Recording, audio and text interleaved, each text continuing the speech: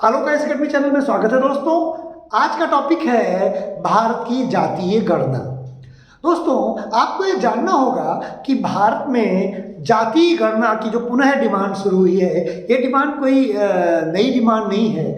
बहुत अरसे से समय समय पर राजनेता अपने लाभ के लिए जातीय गणना की शुरुआत की बात करते हैं। जातीय गणना में लाभ और हानियां शामिल हैं, लेकिन अगर हम ओवरऑल देखें, अगर हम पूर्ण रूप से देखें तो जातीय गणना के अपनी शंकाएं हैं।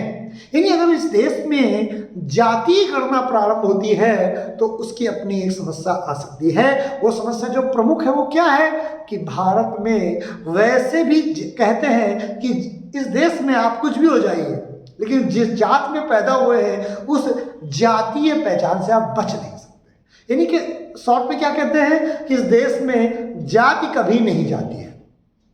अगर अब जातीय गणना पुनः शुरू हो जाती है या जातीय गणना के डाटा पुनः ओपन कर दिए जाते हैं सरकार द्वारा, तो होगा क्या उसका परिणाम? उसका परिणाम यह है कि ये बात तय है कि इस देश में जातिवाद बहुत तेजी से बढ़ेगा।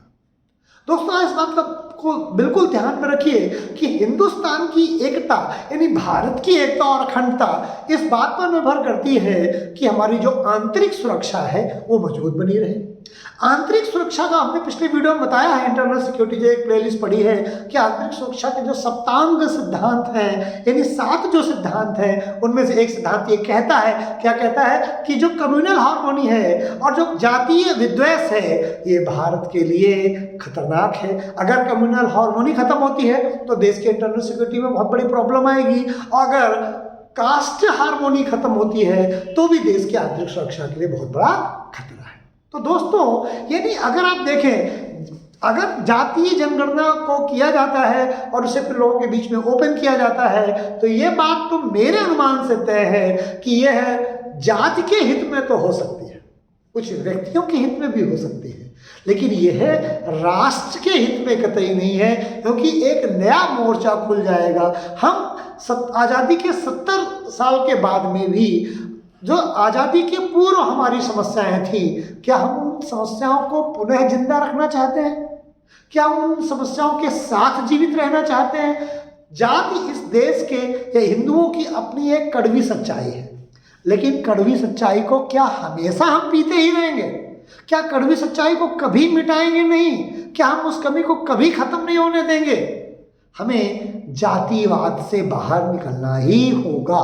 वैसे तो आदर्श स्थिति ये है कि हमें कम्युनलवाद से, जातिवाद से, मत से, प्रांत से, संप्रदाय से, क्षेत्रवाद से बाहर निकलना ही पड़ेगा। ये आदर्श स्थिति और उसको हम प्राप्त करने का प्रयास कर रहे हैं।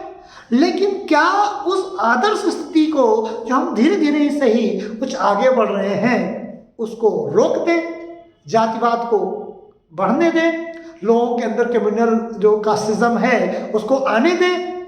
क्यों? क्योंकि जातीय जनगणना होगा, उसमें चिंतन होगा, उसके बाद फिर एक नई परसेंटाइल निकलेगी, फिर उस परसेंटाइल के आधार पर रिजर्वेशन की बात चलेगी, उस परसेंटाइल के आधार पर रिप्रेजेंटेशन की बात चलेगी और वो फिर लोगों के अंदर जातिवाद के जहर को और बढ़ाएगी। अभी 1931 या 1933 की जनगणना के आधार पर जो अंग्रेजों के समय में हुई थी, उसी आधार पर इस भारत देश में ओबीसी कितने हैं अनुमानित, एससी कितने हैं, एसटी कितने हैं और सवर्ण कितने हैं उसकी बात चलती है। उसके अनुसार लगभग इस देश में 51% के आसपास ओबीसी है, बाकी में जनरल हैं, एससी एसटी हैं, मुस्लिम्स हैं और मठ पंथों के लोग हैं, लेकिन 51% इस देश में ओबीसी है उसके अनुसार। ये बात हो गई विपक्ष की बात, यानी जातीय जनगणना अगर कराए जाते हैं तो उनके क्या कॉन्सिक्वेंसेस आएंगे। लेकिन अगर जातीय गणना कराई जाती तो उसके क्या फायदे होंगे? देखिए, जातीय गणना होने से एक तो एक्चुअल रियल स्थिति पता चलेगी कि इस देश में कितने % लोग ओबीसी हैं, कितने % एससी हैं, कितने % एसटी हैं, और उसके साथ में मतीय गणना भी हो जानी चाहिए कि कितने % मुसलमान हैं, कितने % ईसाई हैं। तो जाति और मत की गणना होने से इस भारत के पास भारत के लोगों की एक कुंडली बनकर के आ जाएगी, इतने हिंदू हैं, इतने मुसलमान हैं, इतने इस तरह के लोग हैं, और उससे हमें कहीं ना कहीं पर उनके रिप्रेजेंटेशन को, उनकी नौकरियों में उनके आरक्षण को, उनके प्रतिनिधित्व को स्पष्ट रूप से बराबर लाने में या उन्हें आगे लाने में मदद भी मिल सकती है। लेकिन मेरा मत ये है, देखिए इसके पक्ष और विपक्ष हमने आपको बता दिए हैं, लेकिन अगर मेरा मत माना जाए या मैं अगर कॉन्स्टिट्यूशनल भाषा में कहूँ, मेरा मत का मतलब संवैधानिक मत से है। अगर मैं अपने मत के अनुसार कहूँ, अगर मैं संवैधानिक मत के अनुसार कहूँ, तो मैं फिर कहूँगा कि संविधान पंथ निरपेक्षता की बात करता है। जब सेकुलर की बात करता है तो हमें तो पंथों से भी ऊपर निकलना है, तो जाति से तो ऊपर पहले निकलना पड़ेगा ना। अगर हम जाति में ही फंसे रहेंगे तो हम पंथ से ऊपर, हिंदू मुस्लिम सिख ईसाई से ऊपर की बात करते हैं ना कि हम भारतीय हैं पहले, इसमें हम तब भारतीय पहले बनेंगे जब हिंदू मुस्लिम सिख ईसाई ही बन जाए। अगर हिंदुओं में भी हम ओबीसी, जनरल, एससी, एसटी, फिर जनरल में भी हम पंडित, तिवारी, गुप्ता, बनिया, ठाकुर, उसमें फिर ओबीसी में फिर इतने सारी जातियां, फिर एससी में इतनी सारी जातियां, फिर एसटी में से सब डिविजन्स, तो हजारों डिवीजन को पुनः उकेर देना या पुनः उसमें विद्वेष पैदा करना, ये राष्ट्र के हित में तो नहीं है। और ना संविधान ऐसी कोई मना नहीं करता, संविधान आप जाति करने के लिए, बिल्कुल सही बात है। लेकिन संविधान ये भी तो नहीं चाहता कि इस देश में यूनिटी और इंटीग्रिटी, देश की एकता और अखंडता जो प्रभावित होने वाले कारक तत्व हैं वो बढ़ें, क्योंकि संविधान की प्रेम्बल में लिख दिया गया है कि देश की एकता और अखंडता बढ़ाने वाली जो बंधुता है उसको बढ़ाए रखने के लिए काम करना है। क्या जाति गणना इस देश की बंधुता को बढ़ाएगी?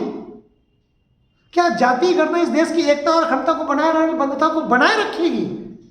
नहीं बनाए रखेगी। जाति गणना किसी के हित में नहीं है, व्यक्ति के हित में हो सकती है, कुछ जाति समूह के हित में हो सकती है, बट वो राष्ट्र हित में नहीं है। और जो चीज राष्ट्र के अगेंस्ट हो उसको मानने का कोई मतलब नहीं बनता है। ये पुरानी नफरत को, पुरानी समस्याओं को, पुरानी चीज़ों को बाहर उभारेगी, उसको बाहर निकालेगी। अब आग में पेट्रोल डालने का काम कर सकती है जाति जनगणना। हिंदुओं के अंदर एक फिर जाने कितने हजारों, जो 1000 साल बाद डिवीज़न खत्म हुए हैं, वो डिवीज़न पुनः है बढ़ सकते हैं।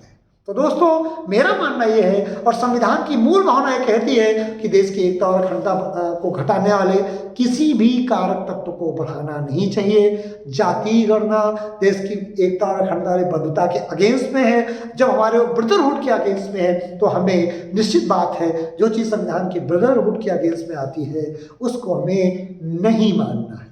दोस्तों उम्मीद है कि जाति गणना वाली बात को संवैधानिक नजरिए से क्लियर हो गया होगा। आप मेरा वीडियो सिर्फ इसी बात की वजह से देखते हैं कि संविधान क्या कहता है, मैं क्या कहता हूं, कोई महत्व नहीं। कोई नेता क्या कहता है, कोई महत्व नहीं। मेरा वचन या संविधान का किसी नेता का कोई वचन या किसी मिनिस्टर की कोई बात क्या संविधान की कसौटी में करी उतरती है? कसौटी वो चीज़ होती है इस पत्थर से हम सोने को चेक करते हैं कि सोना है कि नहीं। तो क्या हमारे जो संविधान है ये एक कसौटी की तरह है। इसको कस के हम देखेंगे कि जो विचार आए हैं, जो शब्द आए हैं, वो लोगों को क्या संविधान की कसौटी पे खरे उतरते हैं? अगर उतरते हैं तो बात सही है, अगर वो नहीं उतरते हैं तो फिर वो सोना नहीं। जो वक्तव्य कोई बोलता है वो तभी सोना है जब संविधान की कसौटी में वो खरा उतरा हो। अगर वो संविधान की कसौटी में खरा नहीं उतरता है तो वो किसी एक व्यक्ति के लिए फायदेमंद हो सकता है, कुछ लोगों के लिए फायदेमंद हो सकता है, बट वो राष्ट्र के लिए फायदेमंद नहीं। जो राष्ट्र के लिए फायदेमंद नहीं है उस पर चर्चा करना मुझे लगता है कि उचित नहीं। दोस्तों उम्मीद है कि मेरी जो वार्ता है, मेरा जो ध्येय है इस वीडियो को बनाने का वो आपको समझ में आया होगा। अगर ये वीडियो आपको समझ में आया तो इसको शेयर करिए, चैनल को सब्सक्राइब करिए और वीडियो को पूरा देखिए। मेरा वीडियो आप जंप करके देखेंगे कभी समझ में नहीं आने वाला। पूरा का पूरा वीडियो कॉन्टैक्ट है, एक दूसरे से जुड़ा हुआ है। कहीं पर भी आप उसे जंप करते हैं तो वीडियो की आत्मा मर जाती है, आपको फिर वीडियो समझ में नहीं आएगा। तो दोस्तों उम्मीद है कि मेरी बात आपको समझ में आ गई है। प्लीज़ चैनल को सब्सक्राइब करिए, शेयर करिए, लाइक करिए और मुझे ज़्यादा से ज़्यादा वीडियो बनाने के लिए इससे मुझे प्रेरणा मिलेगी और मैं आप तक अच्छी से अच्छी वीडियो लेकर के आ पाऊँगा। दोस्तों आज का वीडियो मैं यही समाप्त करता हूँ। नमस्कार, जय हिंद, जय भारत।